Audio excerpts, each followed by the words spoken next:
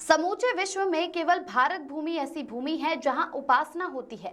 बाकी सारी भूमि पर केवल वासना है। यही कारण है कि देवता भी यहां जन्म लेने को तरसते हैं।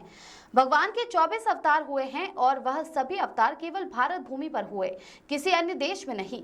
उक्त उद्गार अंतर्राष्ट्रीय कथावाचक डॉक्टर श्याम सुंदर पाराशर ने भगवान के विभिन्न अवतारों की कथा का मनोहारी वर्णन करते हुए व्यक्त किए। उन्होंने कहा कि भगवान के सारे जन्म यहाँ हुए तो प्रश्न उठता है कि भगवान को भारतीय क्यों नहीं कहा जाता, जगन्नाथ क्यों कहा जाता है। भगवान को इसलिए जगन्नाथ कहा जाता है क्योंकि समूचा संसार भगवान का शरीर है और भारत भूमि उनका हृदय है। यहाँ धर्म है जो भगवान की धड़कन है। यहाँ धर्माचरण के लिए ही जीवों का जन्म हुआ है। आतंकवादी उपसाप की तरह जो पोषित करने वाले के सर्वनाश का कारण बनते हैं। डॉक्टर पाराशर ने श्री हरि और ब्रह्मा जी संवाद का वर्णन करते हुए कहा कि ब्रह्मा जी ने राजा बलि को वरदान दिया था, जिससे उसने समूची धरती गगन पर अपनी सत्ता जमा ली थी। इस पर श्री हरि ने कहा कि सांप को पालोगे तो वह तुम्हें ही डसेगा। इसी तरह पाकिस्तान पोषित आतंकवादी है जो अपने ही देश के लिए सर्वनाश करने का कारण बन रहे हैं। खरगोन से हबीब आजाद की रिपोर्ट। पढ़ते हैं तो सरस्वती को भी डर लगता है कि दूर का अनर्थ न कर दे हमारे किसी विषय का। अंत में नारद जी ने पुरंजनोपाख्यान के द्वारा आत्म तत्व का रहस्य प्राचीन बने को बताया।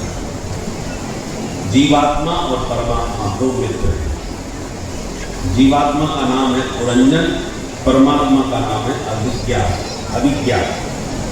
अभिज्ञात का मतलब जो सर्वज्ञ हो, सब कुछ जानता हो, तो ईश्वर सर्वज्ञ है। और जीव का नाम पुरंजन क्यों है? पुरीं जनयति इति पुरंजन।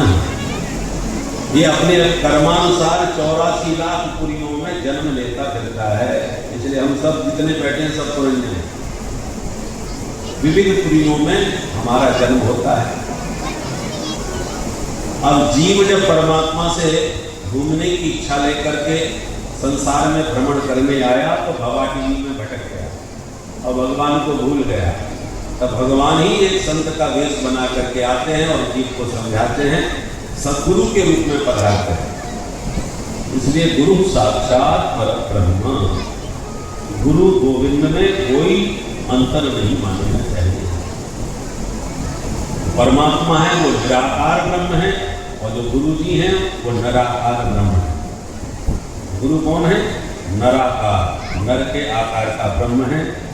और जो ईश्वर है वो निराकार, बिना आकार व्यापक ब्रह्म है।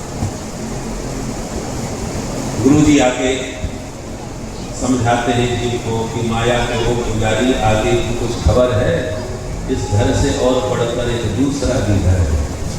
अपने वास्तविक घर चलो, ये घर को मिलते जुलते बिछुड़ते वाले हैं।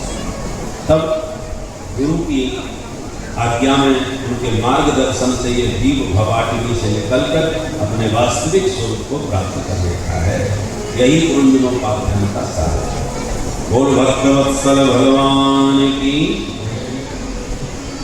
प्राचीन